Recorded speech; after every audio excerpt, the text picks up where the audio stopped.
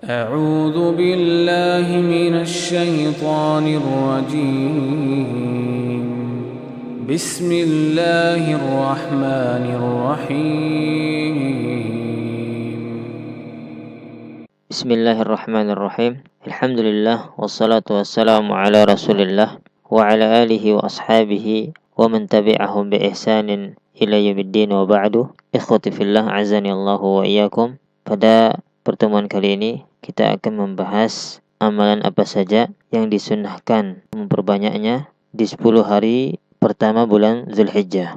Disunahkan pada hari-hari yang berkah ini, yaitu di 10 hari bulan Zulhijjah ini, untuk memperbanyak segala bentuk amalan seperti sholat, membaca Al-Quran, berzikir kepada Allah, berdoa, bersedekah, berbakti kepada orang tua, menyambung silaturahmi, memerintahkan yang ma'ruf, yang baik, dan melarang atau mencegah yang mungkar, yang diharamkan, bertaubat kepada Allah Azza wa Jalla, beristighfar, dan lain sebagainya dari amal-amal soleh.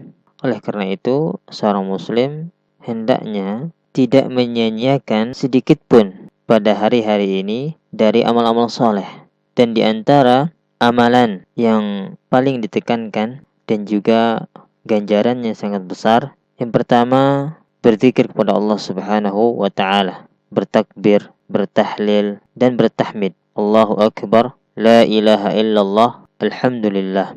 Allah Subhanahu wa ta'ala berfirman, wa yadhkuru ismallahi fi ayyamin ma'lumat, dan supaya mereka menyebut nama Allah pada hari-hari yang telah ditentukan. Surah Al-Hajj ayat 208. Berkata Ibnu Abbas radhiyallahu anhuma, Allah Subhanahu wa ta'ala berfirman, wadhkurullaha fi ayyamin ma'lumat, dan sebutlah Allah pada hari-hari yang ditentukan. Maksudnya adalah ayyamul ashri, yaitu hari-hari 10 pertama bulan Zulhijjah. Dan juga dijelaskan oleh Al-Hafidh Ibnu Rajab rahimahullah, beliau mengatakan, wa amma istihbabul iktsari minadz-dzikr fiha faqad dalla alaihi qaulullahi azza wa jalla. Adapun disunahkan memperbanyak zikir mengingat Allah Subhanahu wa ta'ala padanya, telah datang anjuran tersebut pada firman Allah Subhanahu wa ta'ala, wa yadhkuru ismallahi fi ayyamin ma'lumat, dan mereka menyebut nama Allah Subhanahu wa ta'ala pada hari-hari yang ditentukan. Fa innal ayyama al-ma'lumat hiya ayyamal ashri 'inda jumhuril ulama. Maka sesungguhnya hari-hari yang ditentukan ialah hari-hari yang 10 di bulan Zulhijjah menurut pendapat jumhur mayoritas para ulama. Oleh karena itu, disunahkan untuk memperlihatkan, menampakkan takbir di masjid, di rumah, di jalan-jalan, di pasar, dan lain sebagainya, dan mengeraskannya. Tentu di sini bagi laki-laki, dan bagi perempuan dengan disirkan, dipelankan suaranya. Ini sebagai bentuk mengagungkan Allah Subhanahu wa ta'ala. Sebagaimana yang dikatakan oleh Al-Imam Al-Bukhari rahimahullah, beliau mengatakan, kana Ibnu Umar wa Abu Hurairah yakhrujani ila suqi fi ayyamil ashri yukabbirani wa yukabbirun nasu bitakbirihima. Ibnu Umar dan Abu Hurairah keluar menuju pasar pada hari-hari yang 10. Mereka bertakbir dan mengajak manusia untuk bertakbir, dan manusia pun bertakbir bersama takbir mereka. Hadis riwayat Bukhari. Dan tentu berzikir atau mengingat Allah Subhanahu wa ta'ala sesuatu yang sangat penting bagi seseorang. Abu Musa Al-Asy'ari pernah berkata, qala an-nabiy sallallahu alaihi wasallam, Nabi sallallahu alaihi wasallam bersabda, mathalul ladzi yadhkuru rabbahu wal ladzi la yadhkuru mathalul hayyi wal mayyit. Perumpamaan orang yang berzikir mengingat Allah Subhanahu wa ta'ala dengan orang yang tidak mengingat Allah seperti orang yang hidup dengan orang yang mati. Hadis riwayat Bukhari. Adapun bentuk takbir yang disunahkan pada 10 hari bulan Zulhijjah ini tidak ada bentuk tertentu. Adapun yang sering dipakai oleh para sahabat, sebagaimana yang disebutkan oleh Salman radhiyallahu anhu, beliau mengatakan, kabbirullah, Allahu akbar, Allahu akbar. Kata beliau, bertakbirlah kepada Allah, itu dengan mengucapkan Allahu akbar, Allahu akbar. Terus diulangi Hadis ini diriwayatkan oleh Al-Baihaqi dalam Al-Kubra dan disahihkan oleh Ibnu Hajar dalam kitab Fathul Bari. Kemudian amalan yang kedua yaitu berpuasa. Sebagaimana hadis yang diriwayatkan oleh sebagian istri-istri Nabi sallallahu alaihi wasallam, kata mereka, "Kana yasumu yauma Asyura wa tis'an min Dzulhijjah." Bahwasanya Nabi sallallahu alaihi wasallam berpuasa pada hari Asyura, yaitu pada hari ke-10 di bulan Muharram, wa tis'an min Dzulhijjah, dan berpuasa pada tanggal 9 dari bulan Zulhijjah. Hadis riwayat An-Nasa'i. Dan hari-hari terbaik, teragung untuk berpuasa di 10 hari pertama bulan Zulhijjah yaitu hari Arafah.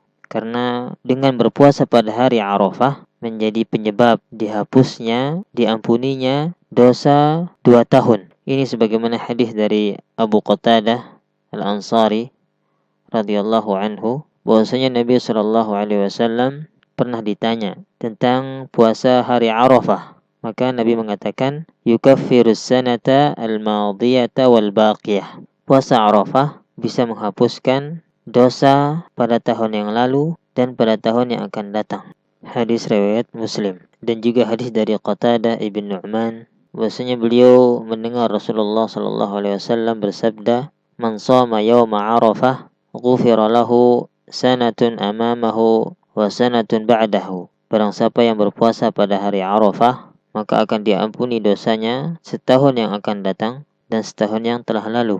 Hadis riwayat Ibnu Majah.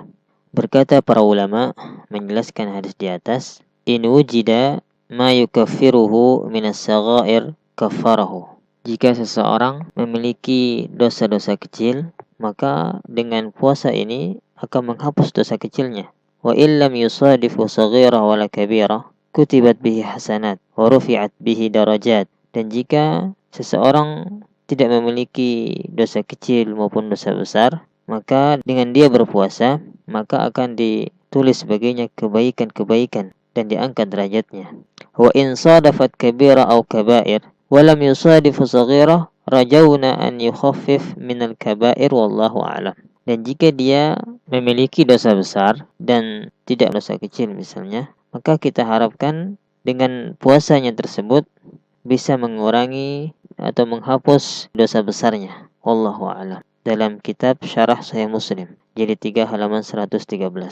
Dosa-dosa 1 tahun yang lalu dan 1 tahun yang akan datang, yaitu pada dosa-dosa kecil. Akan tetapi diharapkan semoga dosa besar juga bisa dihapus. Yang mana tentu dosa besar dihapusnya dengan bertaubat kepada Allah Subhanahu wa taala dan kembali kepadanya.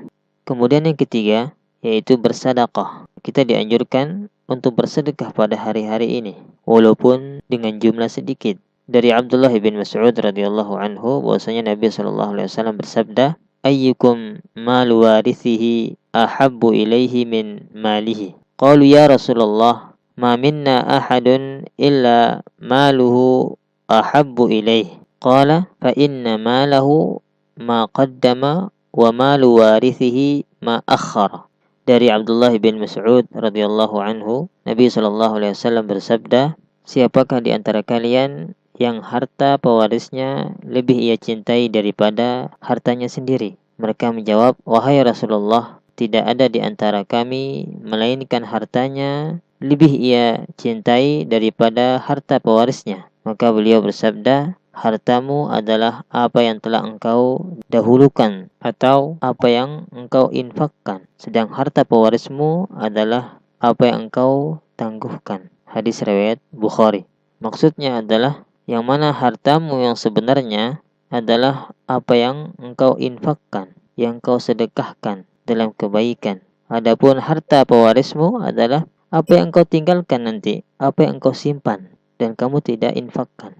Dan juga dari hadis Abu Hurairah radhiyallahu anhu bahwasanya Nabi sallallahu alaihi wasallam bersabda, "Ma min yaumin yusbihul ibadu fihi illa malakani yanzilani fayaqulu ahaduhuma Allahumma a'ti munfiqan khalafa wa yaqulu al-akharu Allahumma a'ti mumsikan talafa."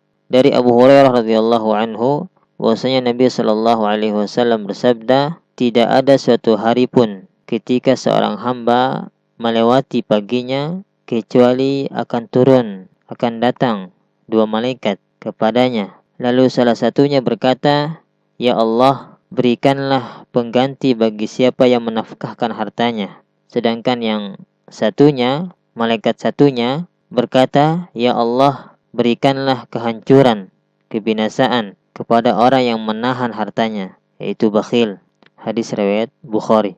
Kita cukupkan sampai di sini. Wassallallahu ala nabiyyina Muhammad wa akhiru da'wana anil hamdulillahi rabbil alamin.